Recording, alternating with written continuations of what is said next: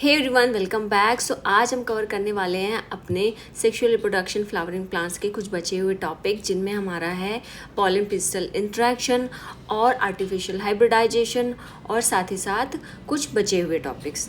तो अभी के लिए हम क्या करते हैं, हम स्टार्ट करने जा रहे हैं अपना pollen pistol interaction.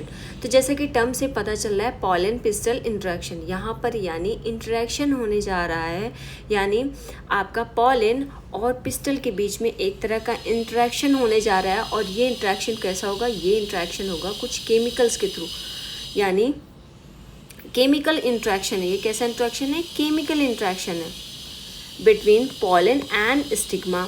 The pistil has the ability to recognise the pollen whether. अब देखो, एक तरह की कंडीशन होती है, जब भी आपका कोई पॉलन लैंड करता है किसी स्टिग्मा के ऊपर, यानी किसी पिस्टल पर, जब आपका पॉलन लैंड कर रहा है किसी पिस्टल के स्टिग्मा पर, तो ऐसी कंडीशन पे क्या होता है कि स्टिग्मा उस पॉलन को उसके केमिकल कंपोनेंट्स के बेस पर, यानी उसके केमिकल नेचर के बेस पर उसको रिकॉग्नाइज करता है कि वो सेम स्पीसीज़ का है या नहीं, उसका केमिकल नेचर मैच कर रहा है स्टिग्मा से या नहीं। ऐसी कंडीशन पर उसकी कंपैटिबिलिटी और इनकम्पैटिबिलिटी शो होती है। अगर पॉलन कंपैटिबल है, यानी केमिकल जो कंपोनेंट्स हैं, पॉलन में प्रेजेंट केमिकल कंपोनेंट्स और स्टिग्मा में प्रेजेंट केमिकल कंपोनेंट्स, अगर वो आपस में मैच कर रहे हैं, यानी एक तरह का केमिकल डायलॉग उनके बीच में हो रहा है, तो ऐसी कंडीशन पे हम मानेंगे कि जो पॉलन है वो राइट टाइप का है। और स्टिग्मा इसको कैसा कंसिडर करेगी? स्टिग्मा इसको कंपैटिबल कंसिडर करेगी, यानी जो पिस्टल है आपका, वो क्या करेगा? ऐसी कंडीशन पर उस पॉलन को एक्सेप्ट कर लेगा। लेकिन वहीं पर अगर उस पॉलन का जो केमिकल डायलॉग है, यानी जो केमिकल कंपोनेंट्स उसमें प्रेजेंट है, वो मैच नहीं कर रहे हैं, सेम स्पीसीज का पॉलन नहीं है, ऐसी कंडीशन पर पिस्टल उसे रॉन्ग टाइप का पॉलन डिक्लेयर करेगी, यानी वो सेम स्पीसीज का नहीं है, या फिर कह सकते हैं वो पॉलिनेशन के लिए राइट पॉलन नहीं है। तो ऐसी कंडीशन पे हम उसे क्या बोलेंगे? ऐसी कंडीशन पर पिस्टल उसे इनकम्पैटिबल पॉलन डिक्लेयर कर देगी और उसे साथ ही साथ रिजेक्ट कर देगी कि ये पॉलिनेशन, यानी ये पॉलन पिस्टल एक्सेप्ट नहीं करेगी और इस पॉलन का जर्मिनेशन नहीं होगा। अच्छा, ये क्या हो गया? ये आपका हो गया एक तरह से पॉलन कैसे आपका एक्सेप्ट या रिजेक्ट किया जाता है। अच्छा, अगर पॉलन कैसा है? रॉन्ग टाइप का है, या फिर जिसको हम क्या बोल रहे हैं, इनकम्पैटिबल है, तो वहाँ पर अगर वो पॉलन लैंड भी कर जाएगा स्टिग्मा पर, तो वहाँ पर कोई भी पॉलन का जर्मिनेशन नहीं होगा, यानी वहाँ पर कोई भी पॉलन ट्यूब का फॉर्मेशन नहीं होगा। और अगर पॉलन राइट टाइप का है, यानी सेम स्पीसीज़ का है, उसके जो उसमें प्रेजेंट केमिकल कंपोनेंट्स हैं वो मैच कर रहे हैं स्टिग्मा से, यानी पिस्टल उसको कंसीडर कर देगी, पिस्टल उसको कंसीडर कर देगी कि ये कंपैटिबल है और इससे इसमें आपका क्या होगा? प्रमोट होंगी पोस्ट पॉलिनेशन, यानी पॉलिनेशन होने के बाद के जितने भी इवेंट्स होते हैं, यानी आपका पॉलन का जर्मिनेशन होना और पॉलन ट्यूब का फॉर्मेशन होना, ये सारे इवेंट्स क्या होंगे? आगे फर्दर प्रोसीड कर दिए जाएंगे पिस्टल की तरफ से, कि यानी ये जो पॉलन है वो राइट टाइप का है, सेम स्पीसीज का है, और इसे क्या होगा? इसे आगे भेजा जाएगा किसके लिए? आपके पॉलन ट्यूब ग्रो करने के लिए, ताकि आगे क्या हो? फर्टिलाइजेशन हो सके। अच्छा, ये जो एक्सेप्टेंस और रिजेक्शन है, ये बेसिकली एक तरह का कॉन्टिन्यूअस डायलॉग है बिटवीन किसके? पॉलन एंड पॉलन ग्रेन और पिस्टल के बीच में। यानी अब आपका देखो, यहाँ पर एक लाइन है आपकी बुक में, उससे हम अच्छे से इसको समझेंगे। अभी यहाँ देखो, पॉलिनेशन क्या है? Does not guarantee the transfer of right type of pollen. अगर राइट टाइप का है तो यानी जिसको हमने क्या बोला? Compatible pollen. सेम स्पीसीज का है, यानी सेम स्पीसीज, यानी जिस स्पीसीज का आपका स्टिग्मा है, यानी जिस स्पीसीज का आपका स्टिग्मा है, उसी स्पीसीज का आपका पॉलन होना जरूरी है। Often pollen of the wrong type, अगर रॉन्ग टाइप पॉलन है तो इसको हम क्या कंसिडर करेंगे? यानी ये दूसरी स्पीसीज से है, या फिर ऐसी कंडीशन पे क्या है? या सेम प्लांट्स है, और ये कैसा है? सेल्फ इनकम्पैटिबल है। Also land on the stigma, अब ये भी स्टिग्मा पर लैंड करेगा। पिस्टल के पास चॉइस होती, यानी अब देखो कंडीशन हो गई कि ये डिपेंड करता है, कोई बाइसेक्सुअल प्लांट है, कोई बाइसेक्सुअल फ्लावर है तो उसमें जो पॉलन प्रेजेंट है, सेम ही फ्लावर के अंदर मेल और फीमेल दोनों ही सेक्स ऑर्गन प्रेजेंट है, यानी आपका उसमें एंथर भी प्रेजेंट है, यानी आपका स्टेमन वाला पार्ट भी प्रेजेंट है और पिस्टल वाला पार्ट भी प्रेजेंट है। तो ऐसे में दोनों ही कंडीशन, और उस प्लांट में दूसरे अदर भी फ्लावर्स प्रेजेंट होंगे, वहाँ से भी आपके पॉलन्स आएंगे। तो ऐसी कंडीशन पे उस स्टिग्मा के पास एक चॉइस होता है, यानी आपके पिस्टल यानी फीमेल रिप्रोडक्टिव पार्ट के पास एक चॉइस होता है कि वो चूज़ करे कि कौन सा पॉलन उसमें जाएगा और ग्रो करेगा। तो यहाँ पर वही दिया हुआ है कि pistil has the ability to recognise the pollen, यानी पिस्टल के पास ही एबिलिटी है कि वो रिकॉग्नाइज करे पॉलन को कि वो राइट टाइप का है या फिर, यानी राइट जिसको हम पिस्टल की तरफ से क्या बोल रहे हैं, जिसको हम कंपैटिबल बोल रहे हैं, या फिर रॉन्ग टाइप का है जिसको हम बोल रहे हैं इनकम्पैटिबल। अब अगर ये राइट टाइप का है तो पिस्टल इसको एक्सेप्ट कर लेगी और प्रमोट कर देगी पोस्ट पॉलिनेशन इवेंट, यानी आपका पोस्ट पॉलिनेशन इवेंट क्या होंगे, यानी जैसे ही आपका पॉलन स्टिग्मा पे लैंड कर गया, ये तो आपको पॉलिनेशन हो गया, उसके बाद के आपके दूसरे इवेंट्स होंगे, जैसे कि आपका पॉलन जब स्टिग्मा पे लैंड करेगी तो पॉलन का जर्मिनेशन होना, उसके बाद वो स्टिग्मा स्टाइल से होते हुए पॉलन ट्यूब का क्या होना, ग्रो होना। ओके, इफ पॉलन, अगर पॉलन कैसा है, रॉन्ग टाइप का है, तो ऐसी कंडीशन में पिस्टल क्या कर देगा, रिजेक्ट कर देगा, प्रिवेंटिंग पॉलन जर्मिनेशन। अच्छा, क्या हो जाएगा, आपका पॉलन जर्मिनेशन नहीं होगा। Ability of pistil recognise the pollen. अच्छा, ये जो एबिलिटी है रिकॉग्नाइज करने की किसी पॉलन को, ये किसकी वजह से हो रहा है, एक तरह का continuous dialogue between pollen grains and pistil, एक तरह का कॉन्टीन्यूस डायलॉग है, यानी एक तरह का कॉन्टीन्यूस कम्युनिकेशन है, किसके बीच में होता है, ये होता है आपका कुछ केमिकल, जिसमें मीडिएटेड बाय केमिकल कंपोनेंट्स, यानी कुछ केमिकल कंपोनेंट्स इन्वॉल्व है, जिनकी वजह से आपका पिस्टल में प्रेजेंट स्टिग्मा रिकॉग्नाइज करता है कि ये पॉलन मेरे लिए राइट है, यानी कंपैटिबल है आगे फर्दर पोस्ट पॉलिनेशन इवेंट्स के लिए, जिसको हम क्या बोल रहे हैं, ये केमिकल कंपोनेंट्स के बीच में कम्युनिकेशन हो रहा है, कॉन्टिन्यूस डायलॉग हो रहा है, किसके बीच में, आपका पॉलन और पिस्टल के बीच में, यानी एक तरह का कॉन्टिन्यूस डायलॉग, और ये मीडिएटेड किससे है, आपके कुछ केमिकल कंपोनेंट से मीडिएटेड है। और इस तरह के जो कम्युनिकेशन है दोनों आपके पिस्टल और पॉलन के बीच में, यही डिसाइड करता है कि आपका पॉलन कंपैटिबल है या फिर इनकम्पैटिबल है। अगर कंपैटिबल है तो आगे जाएगा, और अगर कंपैटिबल नहीं है तो वहाँ पर कोई भी पॉलन जर्मिनेट नहीं करेगी। अच्छा, compatible pollination the pollen grain germinate, वही मैंने अभी बोला कि अगर कंपैटिबल है तो आपका पॉलन क्या होगा, जर्मिनेट करेगा on stigma to produce pollen tube through one of the germ pore. हमने पढ़ा था ना कि कैसे आपके जो पॉलन होता है उसमें बाहर क्या प्रेजेंट होती है, हमने पढ़ा था एक्साइन एंटाइन, ये रहा एक स्ट्रक्चर हमने देखा था, ये आपका कंप्लीट पॉलन है। हमने देखा था कि जो पॉलन है, पॉलन में जो सबसे आउटर मोस्ट लेयर थी वो थी एक्साइन, जो इनर मोस्ट लेयर थी वो थी एंटाइन, और इन्हीं एक्साइन के बीच में कुछ स्पेस था, यानी कुछ जगह ऐसी थी जहाँ पर आपकी स्पोरोपोलिनिन प्रेजेंट नहीं थी, यानी ये जो आपकी एक्साइन लेयर थी वो कैसी थी, डिसकॉन्टिन्यूअस थी, यानी वहाँ पर आपका स्पोरोपोलिन नहीं प्रेजेंट था, तो वहाँ से आपकी क्या निकल के आती, उनको बोला जा रहा था जर्मपोर, क्योंकि वहीं से आपका जर्मिनेशन होता है, किसका, पॉलन का जर्मिनेशन होता है वहीं से, यानी वहीं से आपकी पॉलन ट्यूब का फॉर्मेशन होता है। पॉलन ट्यूब ग्रो करेगी थ्रू स्टिग्मा से होते हुए, स्टाइल से होते हुए, और कहाँ पहुँचेगी, आपकी ओवरी में, क्योंकि अल्टीमेट पर्पस हमारा क्या है, पॉलन ट्यूब का पहुँचना। आपकी पॉलन ट्यूब पहुँचेगी ओव्यूल तक, क्योंकि वहीं पर आपके फीमेल गैमेट यानी फीमेल एग सेल प्रेजेंट है, और जब तक फीमेल जब फीमेल गैमेट्स के साथ मिल जाएगा आपका पॉलन ट्यूब में प्रेजेंट मेल गैमेट, तभी जाकर आपका कंप्लीट फर्टिलाइजेशन कंप्लीट होगा।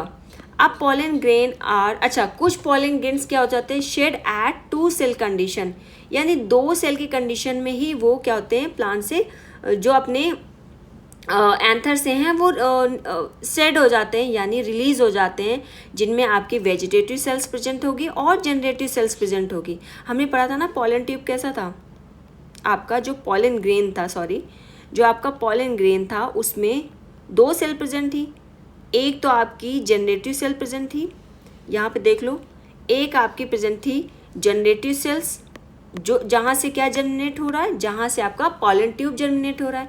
दूसरी आपकी बड़ी लार्ज सेल क्या थी, वेजिटेटिव सेल थी। तो कुछ की कंडीशन में क्या होगा, ये 2 सेल स्टेज में होगा, यानी आपका वेजिटेटिव सेल होगा और जनरेटिव सेल्स होगा। क्या होगा, आपका वेजिटेटिव सेल होगा और जनरेटिव सेल होगा। अच्छा, इन सच प्लांट जनरेटिव सेल्स, अच्छा ऐसे प्लांट्स में अब आपकी क्या होती है, अगर 2 सेल स्टेज होगी तो ऐसे प्लांट्स में ये जनरेटिव और वेजिटेटिव सेल के साथ रिलीज हो जाते हैं, यानी दोनों सेल्स इस पे प्रेजेंट है, फॉर्मेशन हो चुका है कंप्लीट मैच्योर पॉलन का, और ये क्या हो जाएंगे, रिलीज हो जाएंगे। जनरली डिवाइड, अब इनके अंदर प्रेजेंट जो जनरेटिव सेल है वो डिवाइड करके 2 मेल गैमेट का फॉर्मेशन करती है, यानी इसके अंदर जो आपका जनरेटिव सेल के अंदर न्यूक्लियस प्रेजेंट था वो डिवाइड हो जाता है, यानी वहाँ पर क्या हो जाती है, कायरोकाइनेसिस हो जाती है, साइटोकाइनेसिस नहीं होती, यानी इसीलिए एक सिंगल सेल के अंदर 2 मेल गैमेट का फॉर्मेशन हो जाता है during the growth of pollen tube. यानी कब, यानी आपका पॉलिनेशन हो गया, यानी आपका पॉलन 2 सेल स्टेज में शेड हुआ था अपने एंथर से, और उसने स्टिग्मा पर लैंड कर दिया, वहाँ पॉलन जर्मिनेट हो गया। अब जब वो पॉलन ट्यूब का फॉर्मेशन होगा ऐसी स्टेज में, यानी इस स्टेज में यहाँ पर आपकी जो जनरेटिव सेल है, पॉलन के अंदर प्रेजेंट जनरेटिव सेल है, वो उसके अंदर प्रेजेंट न्यूक्लियस डिवाइड करेगा 2 न्यूक्लियस में, यानी फॉर्मेशन करेगा 2 मेल गैमेट का।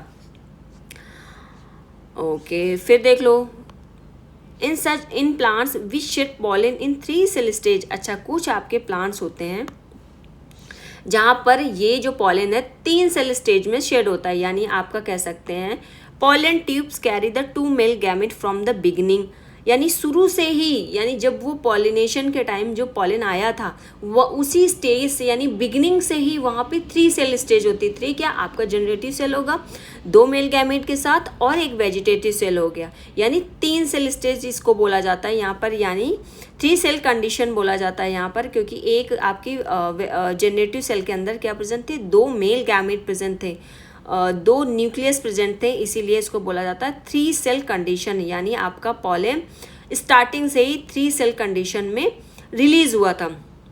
अच्छा, पॉलन ट्यूब क्या करेगी, reaching the ovary Indus the ovule through micropyle and. अच्छा, हमने क्या देखा था, जो आपका ओव्यूल था, क्या था आपका, एक सेकेंड,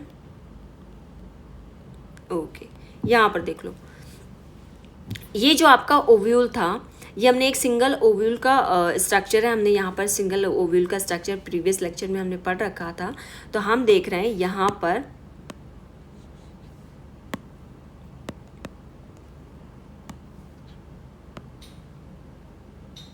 हम देख रहे हैं ओव्यूल में 2 पार्ट थे, कौन कौन से थे, एक तो था आपका चैल्जा एंड, ठीक, दूसरा आपका था माइक्रोपाइलर एंड। माइक्रोपाइलर एंड वो एंड था जो बेसिकली किधर साइड का था, बेसिकली बेसल पॉइंट का था, यानी आपका जो आपका चैल्जा एंड है वो कौन सा है, वो आपका बेसल एंड है।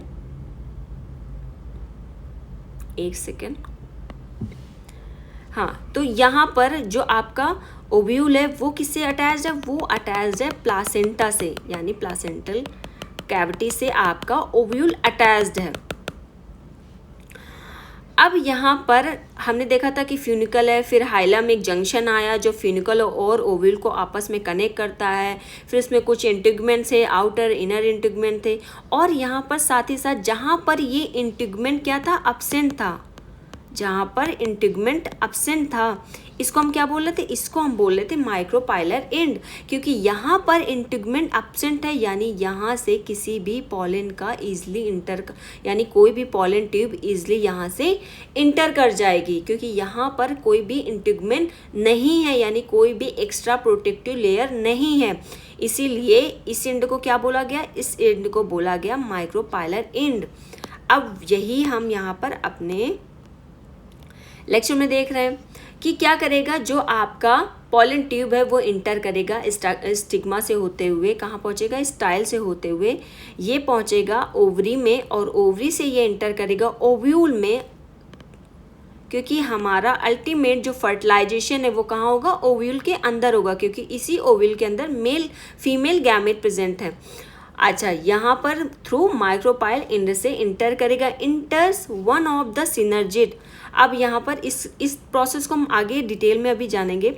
अभी देख लो कि यहाँ पर 3 सेल हमने पढ़ी थी कि ऊपर आपकी एंटीपोडल सेल्स थी, फिर बीच में हमने पढ़ा था कि सेंट्रल में कैसे सेल्स प्रेजेंट थी, सेंट्रल में कुछ 2 सेल्स प्रेजेंट थी, यहाँ 3 एंटीपोडल प्रेजेंट थी, 2 सेंट्रल सेल, एक सेंट्रल सेल प्रेजेंट थी, सेंट्रल सेल के पास 2 पोलर न्यूक्लियाई थे, और यहाँ पर 2 सिनर्जिस्ट प्रेजेंट थे, और एक आपका फीमेल एक सेल प्रेजेंट था।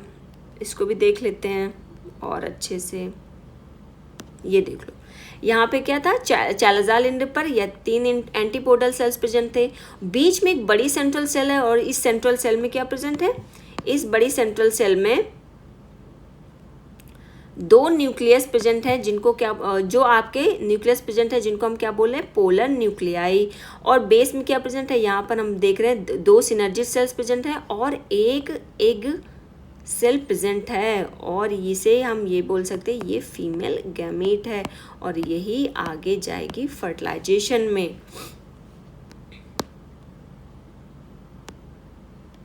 फिर देखो आगे, सिनर्जिस्ट के पास फिलीफॉर्म अपरेटस भी प्रेजेंट होता है। थ्रू द फिलीफॉर्म अपरेटस, यानी हमने देखा ना कि आपने माइक्रोपाइलर एंड के साइड 3 सेल्स प्रेजेंट थी, 2 सिनर्जिस्ट सेल प्रेजेंट थी, और दोनों ही सिनर्जिस्ट के पास फिलीफॉर्म अपरेटस प्रेजेंट था, और एक फीमेल गैमेट सेल प्रेजेंट थी, जो अब जब पॉलन ट्यूब इंटर करेगा तो वो इंटर करेगा किसके थ्रू, किसी एक सिनर्जिस्ट सेल के थ्रू इंटर करेगा, यानी ये दोनों सिनर्जिस्ट सेल्स कहाँ प्रेजेंट है, ये माइक्रोपाइलर एंड की तरफ प्रेजेंट है, यानी अब माइक्रोपाइलर एंड से आपका पॉलन ट्यूब आया और वो जाके किसी एक सिनर्जिस्ट के अंदर अपने दोनों मेल गैमेट को रिलीज कर देगा। अच्छा, filiform operator present at the micropylar and, ये भी हमने देख लिया। सिनर्जिस्ट क्या करती, गाइड करती एंट्री ऑफ पॉलन ट्यूब, यानी कुछ सिनर्जिस्ट कुछ केमिकल ऐसे कुछ केमिकल मॉलिक्यूल्स यानी कुछ केमिकल सब्सटेंस ऐसे रिलीज करती है, यानी कुछ केमिकल कंपोनेंट्स रिलीज करती है, जिसकी वजह से पॉलन ट्यूब को एक गाइडेंस मिलता है कि यहीं पर आपका फीमेल गैमेट प्रेजेंट है। अच्छा, the knowledge gain in this area would be help to plant breeder in manipulating pollen pistil interaction, even the incompatible pollination to get desired hybrid। अच्छा, ये एक ऐसा नॉलेज है, यानी हमें पता चल गया यहाँ से कि किसी भी ब्रीडर को ये बात पता चलती है कि कैसे पॉलन पिस्टल इंट्रैक्शन को अगर हम मैनिपुलेट कर दे, थोड़ा सा अल्टरेशन कर दे, तो इससे हम अपने यानी अपने इनकम्पैटिबल पॉलिनेशन से भी हम अपने डिज़ायर रिजल्ट यानी डिज़ायर हाइब्रिड रेडी कर सकते हैं। इसके लिए यहाँ पर आपकी एक प्रोसीजर दिया हुआ है जिसको बोलेंगे आर्टिफिशियल हाइब्रिडाइजेशन, यानी अब ऐसी कंडीशन, ये वो आर्टिफिशियल कंडीशन है जिस पर प्लांट डिसाइड नहीं करते, यानी कोई भी ब्रीडर है, मान लीजिए किसी लैब में एक्सपेरिमेंट हो रहा है, कोई साइंटिस्ट इसको कर रहे हैं, तो यानी एक तरह का कैसा है, आर्टिफिशियल हाइब्रिडाइजेशन है, जिसमें हम उन कैरेक्टर्स को ग्रो करा सकते हैं, यानी कुछ डिज़ायर कैरेक्टर, यानी हम मान लीजिए कोई प्लांट है और हम चाहते हैं कि उसमें प्रेजेंट जो पॉलेंस है, यानी किसी स्पेसिफिक प्लांट के जो पॉलेंस हैं नॉर्मली उसको रिजेक्ट कर दे रहा है उसमें प्रेजेंट फ्लावर, लेकिन हमें उसकी कुछ स्पेसिफिक कैरेक्टर्स बहुत पसंद है, तो हम चाहते हैं कि हम चाहते हैं कि वो डिज़ायर कैरेक्टर हमें मिल जाए, यानी वो डिज़ायर कैरेक्टर्स को हम एक बड़े इंडस्ट्रियल लेवल पर ग्रो करा सके। मान लीजिए उसकी ग्रोथ बहुत अच्छी है या हाइट बहुत अच्छी, या कह सकते हैं उसका ईल्ड या प्रोडक्शन लेवल बहुत ज़्यादा हाई है किसी पर्टिकुलर स्पीसीज़ का। तो अब हम चाहते हैं कि हम कुछ आर्टिफिशियल हाइब्रिडाइजेशन करें, यानी उस पर्टिकुलर ब्रीड को हम मैक्सिमम रेट में ग्रो कर सकें। तो इसके लिए हम क्या परफॉर्म करते हैं, इसके लिए हम परफॉर्म करते हैं आर्टिफिशियल हाइब्रिडाइजेशन। तो ये क्या है, एक अप्रोच है क्रॉप इम्प्रूवमेंट प्रोग्राम की। मान लीजिए आपका जो पिस्टल है वो हमेशा किसी कम अच्छे कैरेक्टर वाले पॉलन को लगातार कॉन्टिन्यूसली कई जनरेशन से ग्रो करा रहा है, यानी उनके बीच में जो केमिकल डायलॉग है वो बहुत ही अच्छा चल रहा है और हर बार उसी रेट से क्रॉप का डेवलपमेंट हो रहा है, यानी क्रॉप का प्रोडक्शन हो रहा है। अब देखिए इसमें जो आर्टिफिशियल हाइब्रिडाइजेशन है, इसमें क्या करते हैं, हम कुछ डिजायर कैरेक्टर लेते हैं, कुछ डिजायर कैरेक्टर वाले हम पॉलन सिलेक्ट करते हैं जिनकी प्रोडक्शन बहुत अच्छी है, जिनका रेट ऑफ यील्ड बहुत अच्छा है। तो ऐसी कंडीशन में हम उसे चूज़ करेंगे और हम उनकी डस्टिंग कराएंगे, यानी हम उस पर्टिकुलर पॉलन को ग्रो कराएंगे ताकि हमारी जो हमारी क्रॉप है वो पहले से बेटर और इम्प्रूव हो सके। क्यों? क्योंकि हमने यहाँ पर कुछ स्पेसिफिक कैरेक्टर ही चूज़ किए हैं। अब देखो, अब इसमें कुछ स्टेप होते हैं जिसको बोलते हैं इमैस्कुलेशन और बैगिंग। इमैस्कुलेशन में क्या करते हैं, हमने किसी प्लांट के किसी फ्लावर का हमने मेल और फीमेल रिप्रोडक्टिव पार्ट लिया है, यानी अपना उसमें पिस्टल प्रेजेंट है और स्टेमन प्रेजेंट है। अब हम क्या करेंगे, क्या करना है, आर्टिफिशियल हाइब्रिडाइजेशन। तो हम क्या करेंगे ऐसी कंडीशन पे, या तो यहाँ से एंथर को क्या करेंगे, यहाँ से या तो हम एंथर को कट कर देंगे, ये हमारे क्या है एंथर्स है, या तो हम एंथर्स को कट करके निकाल देंगे, क्या कर देंगे, कट करके निकाल देंगे, कट एंथर्स। या फिर हम ये काम कर सकते हैं कि हम पूरी तरह से उससे हम पूरी तरह से पूरा स्टेमन ही रिमूव कर दें। ठीक, तो इसे हम क्या बोलेंगे, इसे हम बोलेंगे इमैस्कुलेशन। यानी कोई बाइसेक्सुअल फ्लावर है जिसके अंदर आपका मेल और फीमेल दोनों ही रिप्रोडक्टिव पार्ट प्रेजेंट है, तो यानी उसको क्या बोलेंगे, क्योंकि हमने मेल पार्ट को रिमूव कर दिया है तो इसको बोलेंगे इमैस्कुलेशन। अब हमारा क्या बचा, अब हमारा बचा केवल और केवल पिस्टल पार्ट, यानी फीमेल रिप्रोडक्टिव पार्ट। अब हम क्या करेंगे, अब हम करने जा रहे हैं, हम अपने उस फीमेल रिप्रोडक्टिव पार्ट को की बैगिंग करा देंगे। सेकेंड स्टेप हमारा क्या है, बैगिंग है, यानी अब हम उसके स्टिग्मा को कवर कर देंगे किसी बटर पेपर से ताकि अनवांटेड पॉलन की लैंडिंग ना हो सके, यानी कोई अनवांटेड पॉलन, यानी जो स्टिग्मा चाहता है कि ये पॉलन अच्छा है, इसको यानी मेरे लिए कंपैटिबल है, मैं इसको ग्रो करा लेता हूँ, लेकिन हमारा पर्पस ये नहीं, हमारा पर्पस है कोई स्पेसिफिक, यानी हमारा डिज़ायर ही पॉलन ग्रो करे। तो ऐसी कंडीशन पर हम उसकी कवरिंग करा देते हैं ताकि कोई भी अनवांटेड पॉलन, यानी कोई भी कंटामिनेशन अनवांटेड पॉलन की वजह से ना हो, तो ये कवरिंग करा देते हैं। अच्छा, फिर कुछ टाइम बाद हम क्या करते हैं, हम अपने उस बैग को रिमूव करते हैं और अपने डिज़ायर पॉलन को उसके ऊपर छिड़क देते हैं, यानी डस्टिंग कर देते हैं कि इसकी डिज़ायर पॉलन की क्या करते थे, डस्टिंग कर देते हैं। और डस्टिंग करने के बाद वापस से वो बटर पेपर को वापस से उससे कवर कर देते हैं अपने अपने पिस्टल को, यानी स्टिग्मा के ऊपर हमने वो बटर पेपर की वापस से कवरिंग कर दी। अब हमारा डिज़ायर पॉलन ऑलरेडी स्टिग्मा के पास प्रेजेंट है। अब ऐसी कंडीशन पे स्टिग्मा के पास मजबूरी हो चुकी है, यानी अब कोई भी बाहर से पॉलन नहीं आ रहा, तो ऐसी कंडीशन पे अब आपका पॉलन क्या करेगा, ग्रो करेगा, पॉलन ग्रो करेगा। अच्छा, इसको हम एक और चीज़ हमने यहाँ पर क्या किया कि जो हमारे डिज़ायर पॉलन थे, मान लीजिए वो इनकम्पैटिबल थे, किसके लिए, आपके उस पिस्टल की तरफ से, यानी पिस्टल की नज़र में वो अनवांटेड है। तो हम क्या करते हैं, हम वही सेम केमिकल कंपोनेंट की कोटिंग कर देते हैं, एक तरह से कोटिंग कर दी हमने अपने डिज़ायर पॉलन के अंदर, ताकि हमारा जो स्टिग्मा है इसको, यानी अनवांटेड है, इनकम्पैटिबल है फ़िलहाल के लिए, लेकिन जब हम इसके ऊपर केमिकल कोटिंग कर देंगे तो ऐसी कंडीशन पर ये क्या हो जाएगा, स्टिग्मा इसको रिकॉग्नाइज कर लेगा। एज अ कंपैटिबल पॉलन और इसको क्या करा लेगा, इसकी जर्मिनेशन स्टार्ट करवा देगा और फिर एक टाइम आएगा कि इसकी पॉलन ट्यूब ग्रो हो जाएगी और आपका फर्टिलाइजेशन हो जाएगा और आपका डिज़ायर शीड या डिज़ायर आपकी क्रॉप आ जाएगी। ओके, तो ये आपका हो गया आर्टिफिशियल हाइब्रिडाइजेशन। ए ब्रीडर, अच्छा, desirable characters to produce, desirable character to produce commercially यानी इंडस्ट्रियल लेवल पर यानी बहुत बड़े लेवल पे वो चाहता है कि सुपीरियर वैरायटीज़ ग्रो करें, यानी सुपीरियर वैरायटी ग्रो करे, इसके लिए वो आर्टिफिशियल हाइब्रिडाइजेशन परफॉर्म करता है। In such crossing experiment only desired pollen grains are used for pollination, यानी केवल डिज़ायर पॉलन ही यूज़ किए जा रहे हैं। Stigma is protected from contamination from unwanted pollen, यानी हमारे लिए वो अनवांटेड है, यानी हम नहीं चाहते कि फर्दर वो और ज़्यादा अनवांटेड पॉलन से ग्रोथ स्टार्ट हो, तो ऐसी कंडीशन पर हम उसको कवर कर देते हैं ताकि यहाँ पर किसी भी तरह का कंटामिनेशन ना हो।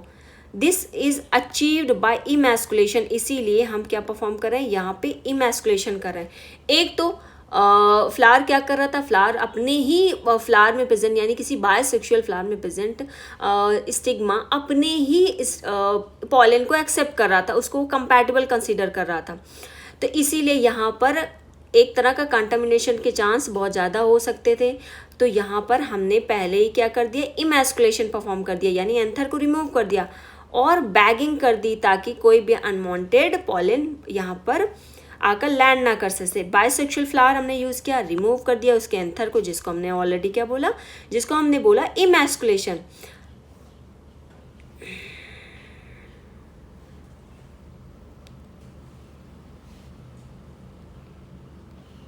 अच्छा,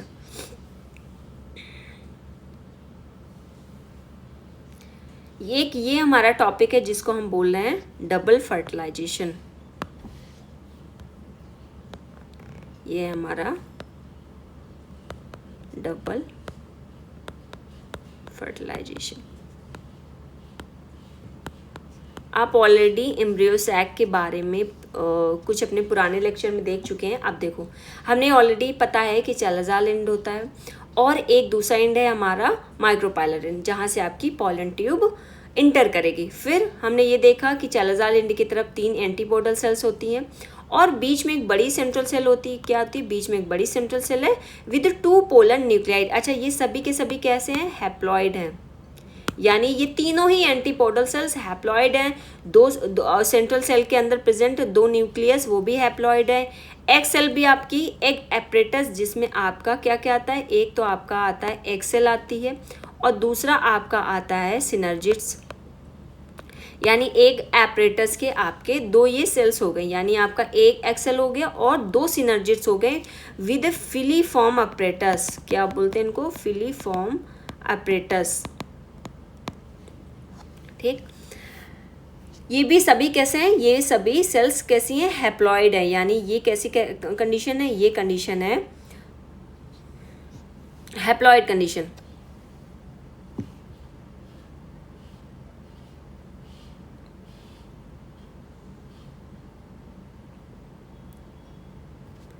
अब देखो, अब हमने देखा कि कोई भी हमारा कंपैटिबल पॉलन आया, पॉलन ने क्या किया, पॉलन ने जर्मिनेशन किया और फिर पॉलन ट्यूब ग्रो हुई। अब ये पॉलन ट्यूब ग्रो होके कहाँ इंटर करेगी, ये किसी ओवरी के अंदर इंटर करेगी और ओवरी से इंटर करते हुए माइक्रोपाइलर एंड, यानी आपका जो ओव्यूल है, ओव्यूल के माइक्रोपाइलर एंड से ये इंटर करेगी किसी एक सिनर्जिड्स के अंदर। ये क्या है, आपके फिलीफॉर्म अपरेटस है, फिलीफॉर्म अपरेटस। हमने ये भी देखा कि ये सिनर्जिड सेल्स क्या करती हैं, ये सिनर्जिड सेल्स गाइडेंस करती हैं, यानी गाइड करती हैं पॉलन ट्यूब को कि यहाँ पर ही आप पॉलन ट्यूब को आना है और यहाँ पर आपकी फीमेल एग सेल प्रेजेंट है। तो यहाँ पर जब पहली बार आपकी पॉलन ट्यूब आ जाएगी तो पॉलन ट्यूब के अंदर हमने देखा कि 2 मेल गैमेट प्रेजेंट है। क्या प्रेजेंट है, 2 मेल गैमेट प्रेजेंट है, यानी 2 मेल गैमेट प्रेजेंट है। अब ये क्या होगा, अब होगा ये कि जैसे ही आपका दोनों मेल गैमेट आएगा, किसी एक सिनर्जिड के अंदर इंटर करेगा और दोनों ही मेल गैमेट को रिलीज कर देगा। तो ऐसी कंडीशन पे आपकी जो सिनर्जिड है वो क्या होगी, पूरी तरह से डिस्ट्रॉय हो जाएगी, यानी फट जाएगी। और यहाँ पर प्रेजेंट जो न्यूक्लियस है, तो ये जो यानी न्यूक्लियस यानी दो मेल गैमेट है वो क्या हो जाएंगे, एक मेल गैमेट जाकर आपका एक सेल के साथ फ्यूज हो जाएगा और दूसरा आपका न्यूक्लियस चला जाएगा यहाँ पर प्रेजेंट आपके पोलर न्यूक्लियाई के पास। यानी अब यहाँ पर आपका ये जो न्यूक्लियस है, यानी ये जो आपका मेल गैमेट है, यानी आपका सेकेंड मेल गैमेट है, वो किसके साथ फ्यूज हो जाएगा, वो फ्यूज हो जाएगा आपका पोलर न्यूक्लियाई के साथ। अच्छा, जैसे ये फ्यूज होगा, यानी फर्स्ट फर्टिलाइजेशन इसका किसके साथ हुआ, फर्स्ट फर्टिलाइजेशन इसका हुआ आपका फीमेल गैमेट के साथ। यानी फीमेल गैमेट के साथ जब पहली बार मेल गैमेट का फ्यूजन हुआ तो इसको हमने बोला सिनगैमी, या हम इसी को बोलेंगे फर्टिलाइजेशन। यानी यहाँ पर हमारा पहला यानी फर्स्ट फर्टिलाइजेशन है। और क्योंकि यहाँ पर दो हैप्लॉइड सेल आपस में फ्यूज हो रही हैं, क्या हो रही हैं, दो हैप्लॉइड सेल यहाँ पर फ्यूज हो रही हैं, तो यहाँ पर एक जाइगोट का फॉर्मेशन होगा।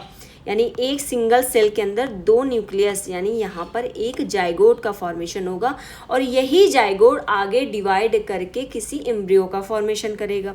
अच्छा, ये तो हमने देख लिया फर्स्ट फर्टिलाइजेशन। हम पढ़ क्या रहे हैं, हम पढ़ रहे हैं डबल फर्टिलाइजेशन। अब देखो सेकेंड फर्टिलाइजेशन क्या होगा, फर्स्ट फर्टिलाइजेशन हमारा हो गया और जाइगोट की सेल और आगे डिवाइड करके किसी एम्ब्रियो का फॉर्मेशन करेंगी। अब सेकेंड गैमेट बचा, सेकेंड गैमेट हमारा पहुंचा पोलर न्यूक्लियाई के पास और यहाँ पर आपका जो पोलर न्यूक्लियाई के साथ, यानी यहाँ पर दो पोलर न्यूक्लियाई प्रेजेंट है, एक सेंट्रल सेल प्रेजेंट थी, तो यानी यहाँ पर दो पोलर न्यूक्लियाई के साथ सेकेंड गैमेट आपका फ्यूज हो जाएगा और यहाँ पर आपका होगा सेकेंड फर्टिलाइजेशन। अच्छा, यहाँ पर ऑलरेडी दो पोलर न्यूक्लियाई ऑलरेडी प्रेजेंट थी, क्या प्रेजेंट थी, यहाँ पर आपकी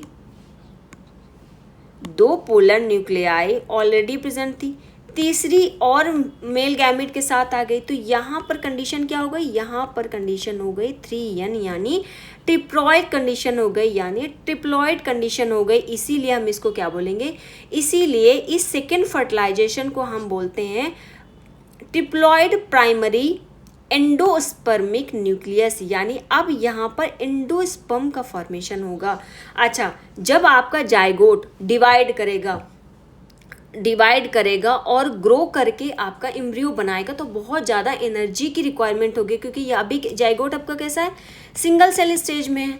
अब ये बहुत सारी मल्टीपल सेल्स का फॉर्मेशन करेगा, तो ऐसे में बहुत ज़्यादा ह्यूज अमाउंट ऑफ एनर्जी की रिक्वायरमेंट होगी किसी ऑर्गेनिज्म के बनने तक, यानी किसी नए प्लांट के बनने तक, यानी किसी नए सीड के बनने तक बहुत ज़्यादा यहाँ पर एनर्जी की रिक्वायरमेंट होगी। तो ऐसी कंडीशन पर क्या होगा, ऐसी कंडीशन पर जो एंडोस्पर्म है, जो आपका एंडोस्पर्म है, यानी ये आपकी जो ट्रिप्लॉइड कंडीशन है, यानी आपके जो पोलर न्यूक्लियाई हैं जिन्होंने फ्यूज़ कर लिया सेकेंड मेल गैमेट के साथ, यही एंडोस्पर्म आगे चलकर, यानी यही आपकी ट्रिप्लॉइड प्राइमरी एंडोस्पर्मिक न्यूक्लियस आगे चलकर एंडोस्पर्म का फॉर्मेशन करेगी और यही एंडोस्पर्म आपको न्यूट्रिशन नरिशमेंट प्रोवाइड करेगा, किसको, आपके ग्रोइंग एम्ब्रियो को।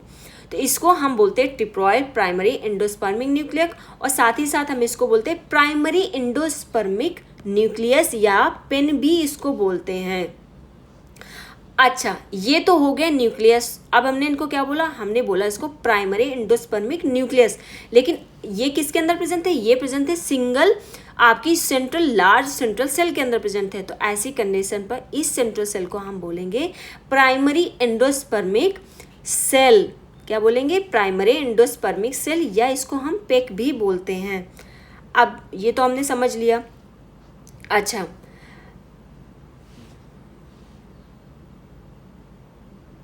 एक cell present at micropylar end, कहाँ पर प्रेजेंट होता है हमारा, माइक्रोपाइलर एंड। तो इसीलिए जो हमारा जाइगोट भी होगा और जाइगोट से आगे जो एम्ब्रियो का फॉर्मेशन होगा वो भी कहाँ पर होगा, वो भी हमारा माइक्रोपाइलर एंड में ही होगा, क्योंकि हमारा पॉलन ट्यूब भी कहाँ से आया था, माइक्रोपाइलर एंड से ही आया और इसी ने आके आपके गैमेट प्रोवाइड किए, मेल गैमेट प्रोवाइड किए, फर्टिलाइजेशन हुआ, फर्स्ट और सेकेंड फर्टिलाइजेशन हुआ, आपका जाइगोट बना, और दूसरी तरफ आपका टिप्लॉइड यानी टिप्लॉइड प्राइमरी एंडोस्पर्म बना, और यही एंडोस्पर्म आपका क्या करेगा, जाइगोट यानी एम्ब्रियो को नरिशमेंट प्रोवाइड करेगा, न्यूट्रिशन प्रोवाइड करेगा ग्रोथ के लिए। ये तो हमारा हो गया सेकेंड फर्टिलाइजेशन, यानी अब हमने क्या कंप्लीट कर लिया, हमने कंप्लीट कर लिया डबल फर्टिलाइजेशन। अब थोड़ा सा एनसीईआरटी देख लेते हैं। आफ्टर इंटरिंग द सिनर्जिड्स, आपका पोलर ट्यूब कहाँ एंटर कर रही है, सिनर्जिस में एंटर कर रही है। Polar tube release 2 male gametes into the cytoplasm synergids. हमने ये ऑलरेडी देख लिया कि जो दोनों मेल गैमेट थे वो कहाँ रिलीज हो रहे हैं, साइटोप्लाज्म यानी सिनर्जिड के साइटोप्लाज्म में रिलीज हो जा रहे हैं। One of the male gamete यानी एक मेल गैमेट क्या करेगा, एक सेल के पास जाएगा और फ्यूज कर जाएगा, और इस फ्यूजन को हम क्या बोलते हैं, इस फ्यूजन को हम सिनगैमी भी बोल रहे हैं, सिनगैमी, या इसी को हम फर्टिलाइजेशन भी बोल रहे हैं। विद इट्स न्यूक्लियस, अच्छा जिसको हम क्या बोल रहे हैं, सिनगैमी बोल रहे हैं। द फॉर्मेशन और डिप्लॉयड, यानी अब यहाँ पर एक डिप्लॉयड सेल बन गई जिसको हम क्या बोल रहे हैं, जाइगोट बोल रहे हैं, क्योंकि यहाँ पर आपका जाइगोट के अंदर ऑलरेडी 2 हैप्लॉयड न्यूक्लियस फ्यूज हो गए और उन्होंने क्या बनाया, एक डिप्लॉयड सेल यानी जाइगोट का फॉर्मेशन किया।